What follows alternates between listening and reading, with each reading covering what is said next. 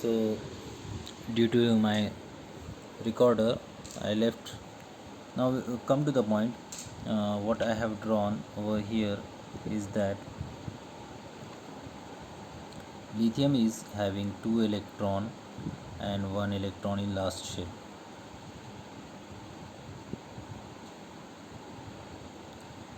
Same another is atom is that is barium, 2 electron in first shell and 2 electron in another shell. And the third example was boron. Boron is having 2 electrons in first shell and 3 electrons in next shell, second shell. Next example is carbon. Carbon is having 2 electrons and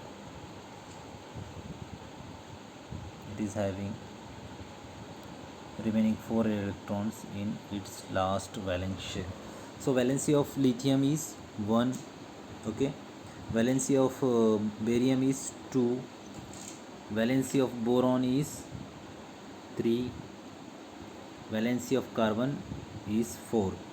Number of valence shell present in lithium is 1, number of valence electron is present in lithium is 1, number of valence electron present in barium is 2, number of valence electron is present in boron is 3, number of valence electron present in carbon is 4. Okay, so now observe this thing. This is a period from left to right. This is left side and this is right side. The thing is that the atomic size of left element is greater than the right element. Why is it so? At each group one new electron is added. Okay, now it is having a two group means two shells means limited space. Number of electron goes on increasing, so number of positive charge is also increasing. Means what? More positive force is used to attract the electron in case of carbon as compared to lithium.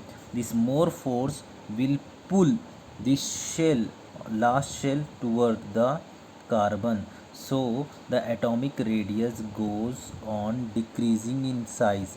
It gets shrunk. So what happened? Along the period from left to right, the atomic size get decreases. Why?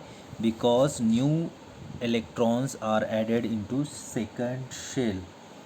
And along the group from above downward, the thing is that the catch is that along the group the atomic size goes on increasing. Why? New shells are added.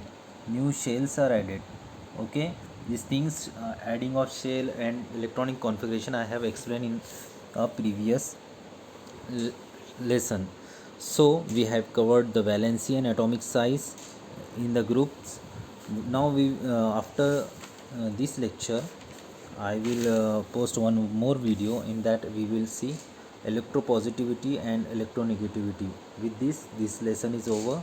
If you are having any doubt, you can ask me anytime on my WhatsApp number, or we will have a doubt clearing session.